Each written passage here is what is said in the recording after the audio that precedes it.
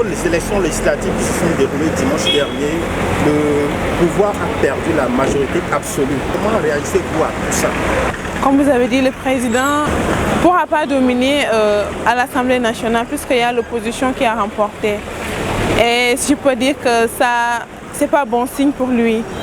Pour lui qui aspire à un troisième mandat, avec le déroulement des élections, ça montre que même pour le troisième mandat, il n'y a pas espoir pour lui. Qu'il y a l'opposition qui a dominé vraiment. L'opposition s'est montrée, s'est imposée en quelque sorte. Donc vous pensez qu'avec les résultats des élections, c'est un avertissement qu'on dit au président que le troisième mandat, ce n'est pas possible? Effectivement, c'est un avertissement qu'on a donné au président que même pour le troisième mandat, c'est même plus la peine pour lui de penser qu'il va remporter. Parce qu'on l'a battu. Et même dans les bureaux dans lesquels il a voté, on l'a battu là-bas aussi. Vous, avec cette nouvelle législature, qu'est-ce que vous attendez des députés? Puisque depuis, il y avait beaucoup de gens qui parlaient, oui, le président ne fait pas ça, ne fait pas ça. Eux, ils disent que, ou bien le programme qu'ils ont présenté montre qu'eux, vraiment, ils veulent le changement. Donc, on attend qu'il y ait du changement par rapport à la situation actuelle. D'accord. Merci beaucoup. Les résultats des élections législatives qui se sont tenues dimanche dernier sont proclamés ce soir par la commission électorale et le pouvoir a perdu la majorité absolue. Absolument. Comment réagissez-vous à ces résultats? Bon, d'abord, me féliciter de le déroulement de l'élection, de faire un petit peu une lecture de, comme on le dit, quelqu'un qui est un novice peut-être. Mais pour moi, ce n'est que la suite logique après les élections, les élections municipales, comme vous le savez. Par contre, ce que je n'ai pas compris sur ces résultats, c'est le fait qu'il n'y a que 2 listes qui sont en train de concurrencer. Et pour moi, il y avait d'autres listes qui avaient la possibilité aussi. Mais comme on dit, ici au Sénégal, presque on n'écoute pas les bonnes idées, on suit seulement la tendance ou le choix du moment. Voilà pourquoi pour moi les résultats sont faits comme ça. Et aussi la population en a aussi marre pour certaines choses que le gouvernement fait. Et voilà, pour moi, c'est la suite logique, quoi. Donc vous pensez qu'on a sanctionné le gouvernement? Bien sûr qu'on l'a sanctionné. On l'a sanctionné parce que beaucoup de choses sont passées et le fait que certaines choses ne sont pas encore claires sur les idées de certains Sénégalais, telles que le troisième mandat et certaines choses comme les affaires d'homosexualité et la cherté de la vie aussi. Ça a posé sur la balance. Alors, suite aux élections législatives du dimanche dernier, la commission électorale vient de proclamer les résultats et la majorité présidentielle a perdu la majorité absolue. Comment réagissez-vous à ces élections? Bon, nous nous félicitons d'abord du bon déroulement des élections. Donc, d'après les observateurs, tout est bien passé. Et la transparence aussi a été au rendez-vous. C'est vrai que le camp présidentiel a perdu la majorité, je dirais, confortable quand même, mais ils ont la majorité relative avec 82 députés. Et pour moi, il y a un enseignement à tirer de ces élections. Le pouvoir perd de plus en plus du terrain et on note aussi une percée de l'opposition au niveau de l'Assemblée nationale. Mais quand même, on se félicite de ça parce qu'après une campagne de diabolisation et de dénigrement, Yewwi aussi quand même était parti pour avoir la majorité et imposer une cohabitation, et ce qui n'a pas eu lieu. Donc nous félicitons le pouvoir et puis je pense aussi qu'il y a beaucoup il y aura une innovation au niveau de l'Assemblée nationale. La 14e législature est partie pour être la meilleure avec l'entrée des gens comme Guy Sagna, comme Pape Djibril Fall ou bien Thierno Alassane Sall, parmi tant d'autres.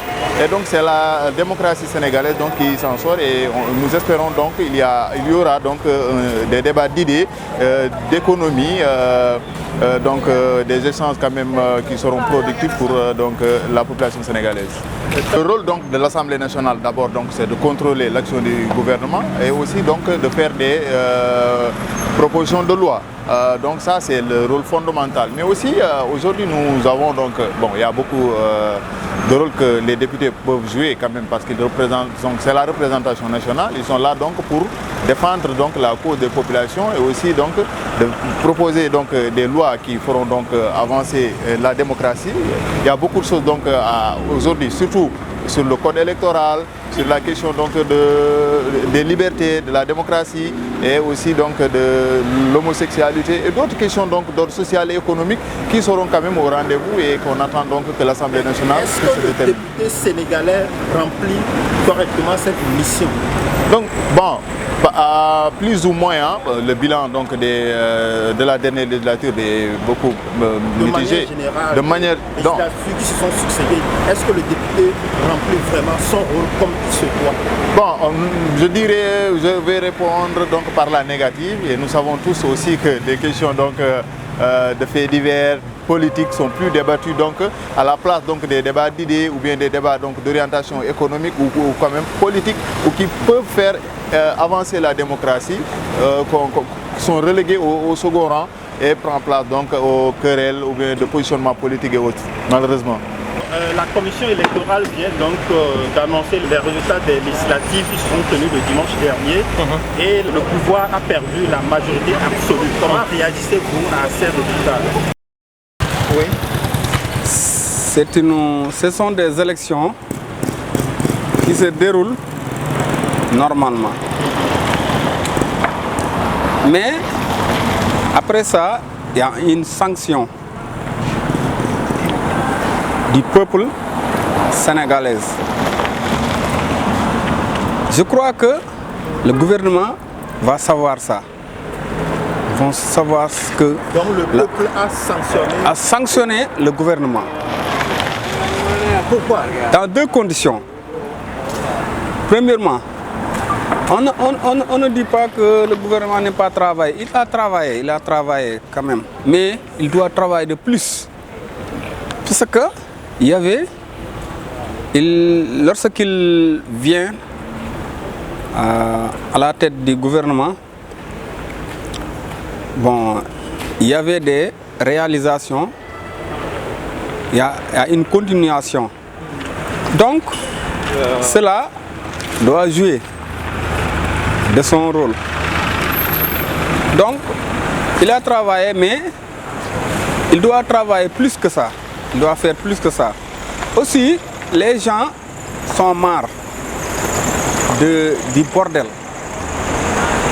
Je fais ce que je fais, rien ne peut me faire comme ça. Bon, ça, les gens connaissent que le gouvernement, il fait ce qu'il veut, mais pas l'intérêt du pays. C'est ça. Ça aussi, ça fait partie des sanctions. Voilà. Les denrées là deviennent de plus en plus chères. La population, la plupart de la population est fatiguée. En cette fatigue-là, les autres, l'Assemblée, en tant qu'Assemblée nationale, il doit régler le problème. On les a dit, allez à l'Assemblée pour régler nos problèmes. Ils vont à l'Assemblée pour discuter et pour faire des querelles. Tout ça, ce sont des bordels que les Sénégalais savent. Wow. Donc, toi, tu penses que... Ensuite, il y a des gens, il y a des députés qu'on dit des passeports diplomates. D'autres font des faux billets. Cette bordel-là, ils ne respectent pas les Sénégalais. C'est ça qu'on les a condamnés. Les Sénégalais, on les a punis. Ces élections-là, c'est honteux pour le gouvernement. C'est très honteux. Senghor, cela n'a pas touché Senghor. Abdou Diouf, cela n'a pas touché Abdou Diouf. Abdoulaye Wade, le dernier, cela ne l'a pas touché. Les élections législatives, on a dit que la majorité, c'est Benno Bokk Yakaar, et la plus l'opposition et la majorité, on dit que c'est deux personnes qu'on a la différence. Cela, ça veut dire que c'est honteux. C'est la punition des Sénégalais. Est-ce que vous connaissez le rôle d'un député à l'Assemblée nationale? C'est quoi son rôle? C'est le représentant du peuple, vu que c'est le peuple qui vote un député. Mais malheureusement ici, en Afrique en général, les députés sont dictés par le président. Ce n'est pas forcément le rôle premier d'un député en fait. Oui, je veux que vous reveniez un peu plus. Quand vous dites représenter le peuple concrètement, c'est quoi? Qu'est-ce qu'il doit faire pour représenter le peuple? Bon, un député doit être là, écouter le peuple, faire que le peuple, par rapport à leurs demandes, ça soit exécuté. Vous voyez? Et un député, on peut dire, c'est le représentant d'un peuple. Parce que c'est le peuple qui vote un député. Il le représente de quelle manière? De quelle manière par rapport à leur demande, voilà, par rapport à leur demande, aux souffrances, tout le monde sait qu'ici en Afrique on souffre. Et chaque peuple qui demande quelque chose, c'est le député qui devrait être là pour ce peuple-là. Alors,